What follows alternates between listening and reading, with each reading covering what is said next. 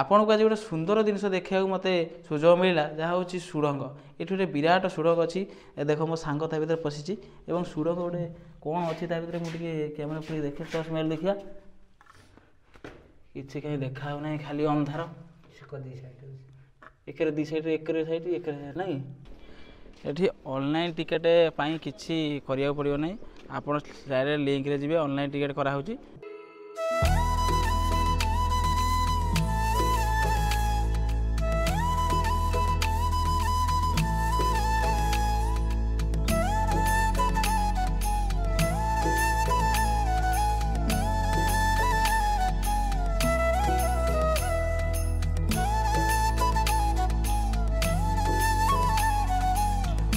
अबे ये पड़ जाबा हेलो P2 सकाळु सकाळु मो सांगर मोर कथबार्ता है कि बाहर रत्नगिरी जावाई घर प्राय 25 किलोमीटर पाखापाखि हम सीधा गाड़ी स्टार्ट कलु और चलू रत्नगिरी आड़े रत्नगिरी ऐतिहासिक बौद्ध स्तूप देखापी रत्नगिरी यहाँ हूँ पार्किंग एरिया एवं यही जगह गाड़ी फाड़ी रखा जाए यहाँ हूँ तार बोर्ड ये ऑनलाइन टिकेट पाई किसी करिया पड़ो ना आप डायरेक्ट लिंक रे जी ऑनलाइन टिकेट कराऊँगी 20 टका ना नौ एवं आपन कहीं ठकबार ना डायरेक्ट से कुआड़े आम एसोसिएशन को जाऊँगी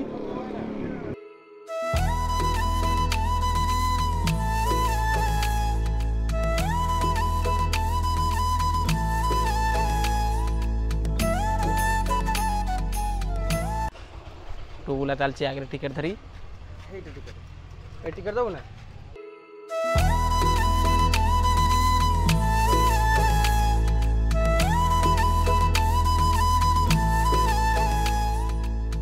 बहुत बड़ बड़ पास ना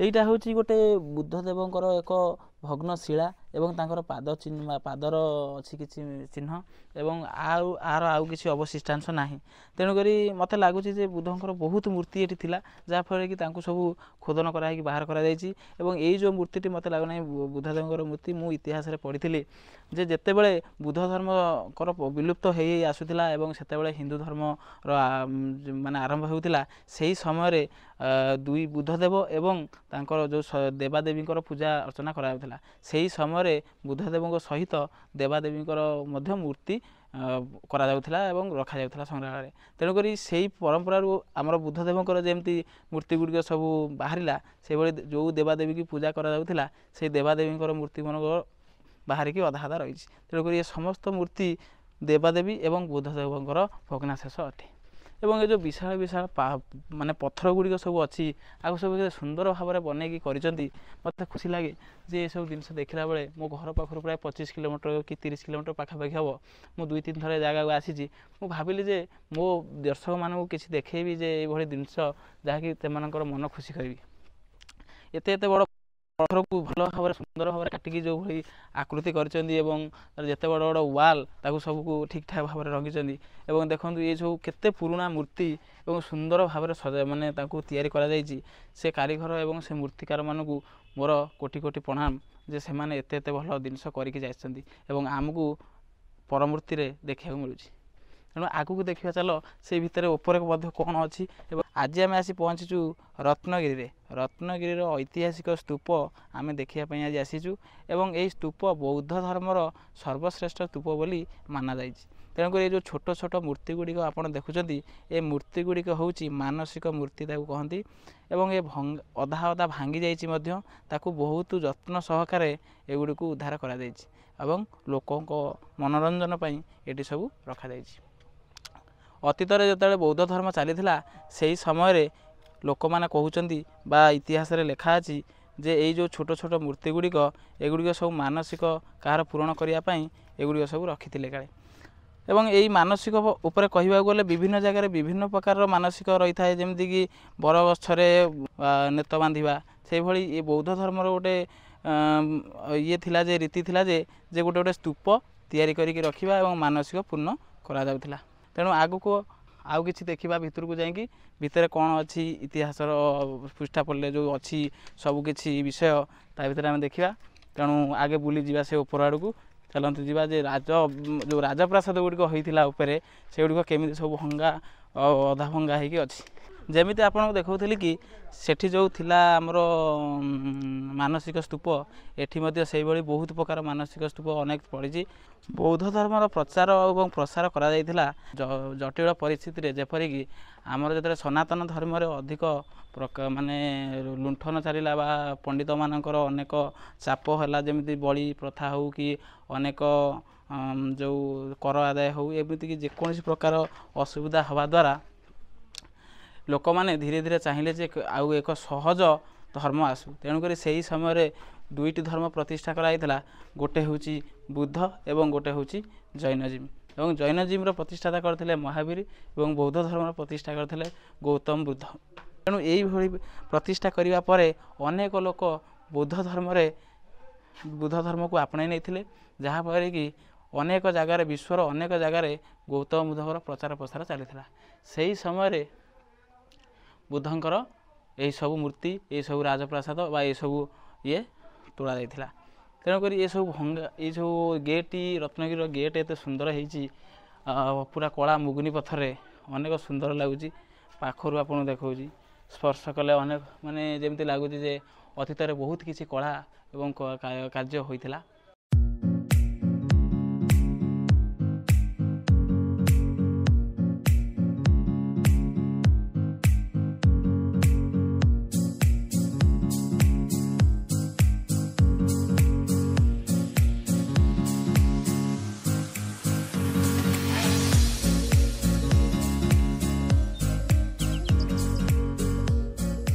ଏଇସବୁ ଯେଉଁ ଇଟାର ଯେଉଁ କାନ୍ଥ ଗୁଡ଼ିକ ହେଇଛି, ଇଏ ବାହାରୁ ଦିଆହେଇଛି ପଥର ଏବଂ ଭିତରେ ହେଉଛି ଇଟା। ତେଣୁକରି ଏ ଇଟା ଗୁଡ଼ିକ ବହୁତ ମାନେ ହାର୍ଡ଼ ବା ପଥର ଭଳିଆ ହେଇଛି। ଆମର ଏବେକା ଇଟା ନୁହଁ, ମାନେ ଏତେ ଓଜନ ହେଇଛି ଇଟା ଗୁଡ଼ା ଯେ ଆପଣ କଳ୍ପନା କରିପାରିବେନି। ଏବଂ ବାହାରେ ପଥର ଏବଂ ଭିତରେ ଇଟା, ବହୁତ ଚଉଡ଼ା କାନ୍ଥ ଆପଣ ଦେଖିପାରୁଥିବେ ଯେ ଏତେ ଚଉଡ଼ା କାନ୍ଥ ଯେ ଗୋଟା ଲୋକକୁ ଭାଙ୍ଗିକି ଆସିବା ପାଇଁ ବହୁତ କଷ୍ଟ। ସେହି ହିସାବରେ କୌଣସି ବିପଦ ନ ଆସୁ ରାଜ୍ୟପତି ବା କୌଣସି ବିପଦ ନ ହୁଏ ଭବନପତି, ସେଇଭଳି ଉପାୟରେ ଏଇ ବିଶାଳ ବିଶାଳ କାନ୍ଥ ନିର୍ମାଣ କରିକି ସୁରକ୍ଷିତ କରାଯାଉଥିଲା ଲୋକମାନଙ୍କୁ। ରତ୍ନଗିରିରେ ଏକ ସୁନ୍ଦର ଜିନିଷ ଆପଣ ଦେଖିବାକୁ ପାଇବେ, ଯେମିତିକି ଡ୍ରେନେଜ୍ ସିଷ୍ଟମ୍। ଏତେ ପୁରୁଣାରେ, ଏତେ ପୂର୍ବରୁ ମାନେ ଏତେ ସୁନ୍ଦର ଡ୍ରେନେଜ୍ ସିଷ୍ଟମ୍ ହେଇଥିଲା, ତାହା କଳ୍ପନା କରିବା ବହୁତ କଷ୍ଟ। ମୁଁ ଭାବୁଛି ବୋଧେ ଏଇ ଡ୍ରେନେଜ୍ ସିଷ୍ଟମ୍ ଦ୍ୱାରା ହିଁ ଲୋକମାନେ ତାଙ୍କର ଗାଧୋଇବା ଘର ହେଉ କି ଲାଟ୍ରିନ୍ ବାଥରୁମ୍ ହେଉ, ଯେମିତି ଆମର ଏବେ କରାହେଉଛି ଆଧୁନିକ ଶୈଳୀରେ, ସେଇଭଳି କରାଯାଇଥିଲା ବୋଧେ। ଯାହାଫଳରେ କି ଲୋକମାନେ ସେତେବେଳେ ବି ଆମର ସମାଜ ପ୍ରତି ସ୍ୱଚ୍ଛତା ଅବଲମ୍ବନ କରୁଥିଲେ। ଏଇଟା ଦେଖୁଛନ୍ତି, ଏଇଟା ହେଉଛି ଛୋଟିଆ ଘର ହେଇଛି ଏବଂ ତା ଭିତରେ ଏଇଭଳି ଡ୍ରେନେଜ୍ ସିଷ୍ଟମ୍ ହେଇଛି। ତେଣୁକରି ଡ୍ରେନେଜ୍ ସିଷ୍ଟମ୍ ହେଇଛି ମାନେ ସେଇ ଗାଧୋଇବା କି ବାଥରୁମ୍ କି ଲାଟ୍ରିନ୍ ଏମିତି କିଛି କାର୍ଯ୍ୟ ଥିବ ତା ଭିତରେ। ଏଠି ଯାହାଙ୍କ କଥା ମୁଁ ସେତେବେଳୁ କହୁଥିଲି, ଯାହାଙ୍କ ପାଇଁ ଆମେ ଆସିଥିଲେ, ତାଙ୍କର ପ୍ରତିମୂର୍ତ୍ତି ଏଇଠି ଅଛି। ଭଗବାନ ବୁଦ୍ଧ, ବିଶାଳ ମୂର୍ତ୍ତି ଏଠି ତାଙ୍କର।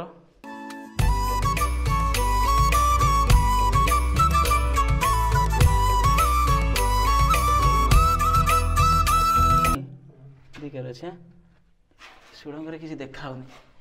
ଏକରେ ଗୋଟେ ସୁଡ଼ଙ୍ଗ ଅଛି ଏବଂ ଆର ଅପୋଜିଟ୍ ସାଇଡ଼୍ରେ, ଠିକ୍ ଅପୋଜିଟ୍ ସାଇଡ଼୍ରେ ଏଠି ଗୋଟେ ସୁଡ଼ଙ୍ଗ ଅଛି। ଏ ସୁଡ଼ଙ୍ଗଟା କୁଆଡ଼େ ଯାଇଛି, କ'ଣ ହେଇଛି, ଯିଏ କାରିଗର ବନେଇଛି ସେ ହିଁ ଜାଣିଥାଉ ଯେ ସୁଡ଼ଙ୍ଗ କେଉଁଠି ଯାଇଛି। ବୁଝୁଛନ୍ତି ନା? ତାର ଅନ୍ଧାରକୁ ଅନ୍ଧାର, ଲାଇଟ୍ ଫାଇଟ୍ କିଛି ନାହିଁ। ଲୋକ ଆ ଭିତରେ ଖାଇକି ମାନେ ଯେଉଁ ଥଣ୍ଡା ପିଇକି ତା ଦେହରେ ଖୋଳ ପକେଇ ସାରିଲେଣି। ତେଣୁ ଲୋକମାନଙ୍କୁ ଏତିକି ସଚେତନ କରାହେଉଛି ଯେ ଏହି ପର୍ଯ୍ୟଟନ ସ୍ଥଳୀ ଗୁଡ଼ିକ ମଧ୍ୟରେ କୌଣସି ଆବର୍ଜନା, ଅଳିଆ ଆବର୍ଜନା କରିକି ପ୍ରକୃତିକୁ ହାନି ପହଞ୍ଚାନ୍ତୁ ନାହିଁ।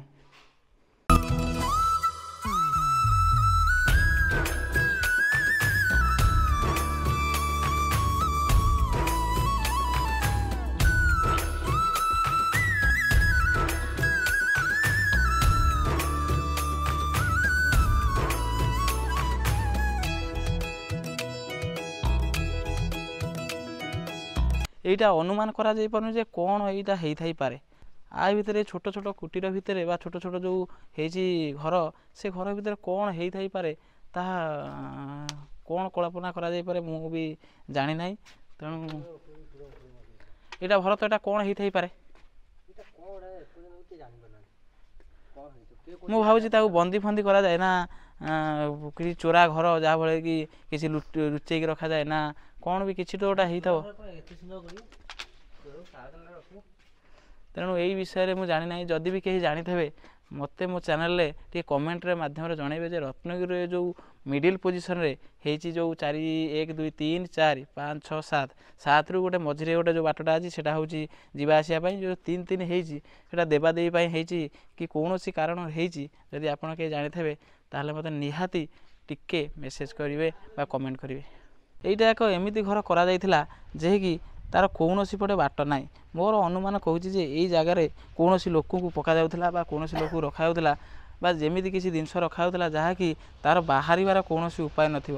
ହୁଏତ ତାକୁ କୌଣସି ଦଣ୍ଡରେ ଦଣ୍ଡିତ କରାଯାଉ କି କୌଣସି ମୂଲ୍ୟବାନ ବସ୍ତୁ ଏଇ ଜାଗାରେ ଲୁକାୟିତ ଅବସ୍ଥାରେ ରଖାଯାଉ। ତେଣୁକରି ଏଇଭଳି ତାଙ୍କର ବ୍ୟବସ୍ଥା ଥିଲା। ଏବଂ ଆପଣ ଏବେ ବି ମୁଁ ଉପରେ ଅଛି ଏବଂ ଏବେ ବିଭିନ୍ନ ପ୍ରକାର କୁଟୀର ମାନେ ଛୋଟ ଛୋଟ କଟେଜ ଗୁଡ଼ିକ ହେଇଛି, ଯାହାଫଳରେ କି ଆପଣ ଦେଖିପାରୁଥିବେ ଯେ ଏତେ ସୁନ୍ଦର ଭାବରେ କରାଯାଇଥିଲା ସେତେବେଳେ ସମୟରେ। ଏବଂ ସେଇ କରେ କିଛି ଅଲଗା କିଛି ଜିନିଷ ଅଛି, ସେଠିକି ଯିବା ଏବଂ ଏଇ କରଟାକୁ ମୁଁ ଆପଣଙ୍କୁ ଭଲ ଭାବରେ ଦେଖାଇ ଦେଉଛି, ଆପଣ ଟିକେ ଦେଖିଥାନ୍ତୁ।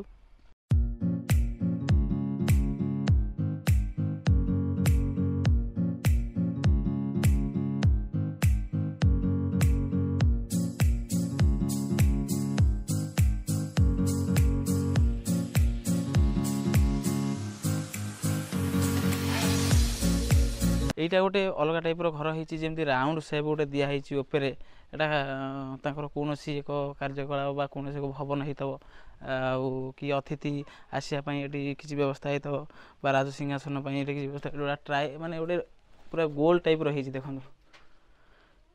এটা গোটে গোল টাইপর হয়েছে। দেখুন যেমনি এটা গোটে মানে উপরে গোটে এমনি তম্বু টাইপর যেমনি ঘর চাଳ ଛାଆ ହୁଏ সেভাবে ইটারে তৈরি করা বোধে ଅନୁମାନ କରାଯାଉଛି ବା ମୁଁ ଅନୁମାନ ଟିକେ କରୁଛି ଯେ ଏମିତି ଏଇଟା ଯେଉଁ ସେପ୍ଟା ହେଇଛି ଏ ସେପ୍ଟା ନିହାତି ଉପରଟା ମାନେ ଚାଳ ଭଳିଆ ଗୋଲେଇ ହେଇଥିବ ଭାବୁଛି। ତେଣୁ ଏଇଟା କ'ଣ ପାଇଁ ହେଇଛି ତାଙ୍କର ତ କିଛି ମୁଁ ତ ଏ ବିଷୟରେ କିଛି ଜାଣିନି, କିନ୍ତୁ ନେକ୍ସଟ ଯେବେ ବି ଜାଣିବି ଆପଣଙ୍କୁ ନିହାତି ମୁଁ ଜଣାଇବି। ଏବଂ ଏଇ ରତ୍ନଗିରି ପାଖରୁ ପ୍ରାୟତଃ 15 କିଲୋମିଟର ଭିତରେ ଆମର ଆଉ ଦୁଇଟା ସ୍ଥାନ ଅଛି। ଗୋଟେ ହେଉଛି ଲଳିତଗିରି ଏବଂ ଗୋଟେ ହେଉଛି ଆମର ଉଦୟଗିରି। ଏବଂ ଏଇ ତିନିଟା ସ୍ଥାନକୁ ଆମର କହନ୍ତି ଡାଇମଣ୍ଡ ଟ୍ରାଇଙ୍ଗାଲ, ମାନେ ଏଇ ଆରି ଭିତରେ 3 କୋଣ ଭାବରେ ଅବସ୍ଥିତ।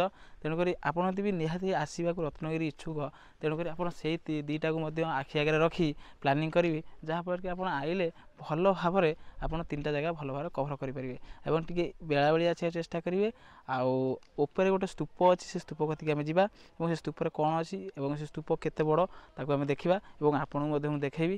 ଚାଲନ୍ତୁ ଯିବା। ଯେମିତିକି ଆପଣଙ୍କୁ ଦେଖେଇଦେଲି ଯେ ସ୍ତୂପକୁ ଯିବା ପାଇଁ ଏଠି ମଧ୍ୟ ଯେମିତି ଆପଣ କହୁଥିଲେ ମାନସିକ ପାଇଁ ଅନେକ ଅନେକ ଛୋଟ ଛୋଟ ସ୍ତୂପ ଗୁଡ଼ିକ ସବୁ ରଖାହେଇଛି। ଦେଖନ୍ତୁ ଏଠି ମଧ୍ୟ ଅନେକ ମାନସିକ ସ୍ତୂପ ରଖାଯାଇଛି, ଖୋଦନ କରାହେଇକି ମାଟି ତଳୁ ବାହାର କରାଯାଇଛି। ଏବଂ ଏଇଟା ହେଉଛି ବଡ଼ ସ୍ତୂପ।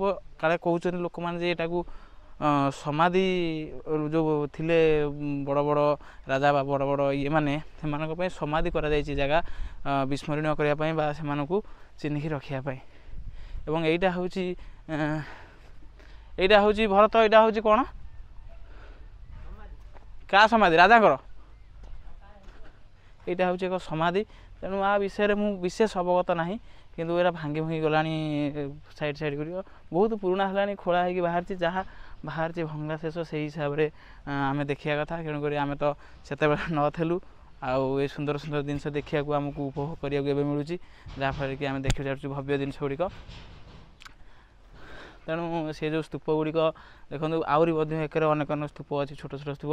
ମୋ ହିସାବରେ ଯେ ଏଇଟା ହେଉଛି ରାଜାଙ୍କର, ଏଇଟା ଯେତେ ସବୁ ମନ୍ତ୍ରୀ ଫନ୍ତ୍ରୀ ଥିଲେ କି ଯିଏ ବି ଥିଲେ ଯେଉଁ ଆର ରକ୍ଷଣାବେକ୍ଷଣ କରୁଥିଲେ ସେମାନଙ୍କର ସେଇ ହିସାବରେ ଛୋଟ ଛୋଟରୁ ବଡ଼ ବଡ଼ ମାନେ ସଜାଇ ହେଇକି ରଖାଯାଇଛି ସେ ସମାଧି ବା ସ୍ତୂପ ଗୁଡ଼ିକ। ତେଣୁ ଏହିସବୁ ଭଲ ଭଲ ଜିନିଷ ଏବଂ ଭଲ ଭଲ ସୁନ୍ଦର ସୁନ୍ଦର ଦେଖିବା ପାଇଁ ଆପଣଙ୍କୁ ମୁଁ ଅନୁରୋଧ କରୁଛି ଯେ ମୋ ଚ୍ୟାନେଲକୁ ନିହାତି ଭିଜିଟ୍ କରନ୍ତୁ। ଏବଂ ଏଇଭଳି ଭଲ ଭଲ ଭିଡ଼ିଓ ଆପଣଙ୍କୁ ଦରକାର କି ନାହିଁ ମୋତେ କମେଣ୍ଟ ମାଧ୍ୟମରେ ଜଣାନ୍ତୁ। ଆଉ ପରବର୍ତ୍ତୀ ମୁହୂର୍ତ୍ତରେ ଆପଣଙ୍କର ଯେଉଁ ଯେଉଁ ଜାଗାରେ ଯିବାକୁ ଦେଖିବା ପାଇଁ ଇଚ୍ଛା ମୋତେ କମେଣ୍ଟ ମାଧ୍ୟମରେ କହିଲେ ମୁଁ ଆପଣଙ୍କୁ ନିହାତି ସେ ଜାଗାରେ ନେଇକି ବୁଲେଇବି ଏବଂ ବା ମୁଁ ନେଇକି ଆପଣଙ୍କୁ ଭିଡ଼ିଓ ଆପଣଙ୍କ ପାଇଁ କରିବି। ତେଣୁ ଏତିକି ଅନୁରୋଧ ଯେ ଚ୍ୟାନେଲଟିକୁ ଭିଜିଟ୍ କରିବା ସହିତ ସବସ୍କ୍ରାଇବ୍ କରିବେ ଏବଂ ପାଖରେ ଥିବା ବେଲ୍ ଆଇକନ୍ଟି ଦବାଇ ଦେବେ, ଯାହାଫଳରେ କି ଆପଣଙ୍କର ନେକ୍ସଟ ଭିଡ଼ିଓ ପାଇଁ ଆପଣ ଦେଖିପାରିବେ ଏବଂ ମୋର ନୋଟିଫିକେସନ୍ ଆପଣଙ୍କ କତିକି ଯିବ। ତେଣୁ ରହୁଛି, ଜୟ ଜଗନ୍ନାଥ। ଦେଖା ହେବ ଆଉ ଗୋଟେ ଭିଡ଼ିଓରେ। ସେଥିପାଇଁ ସେତେ ପର୍ଯ୍ୟନ୍ତ ଆପଣଙ୍କୁ ଅପେକ୍ଷା କରିବାକୁ ପଡ଼ିବ। Good bye.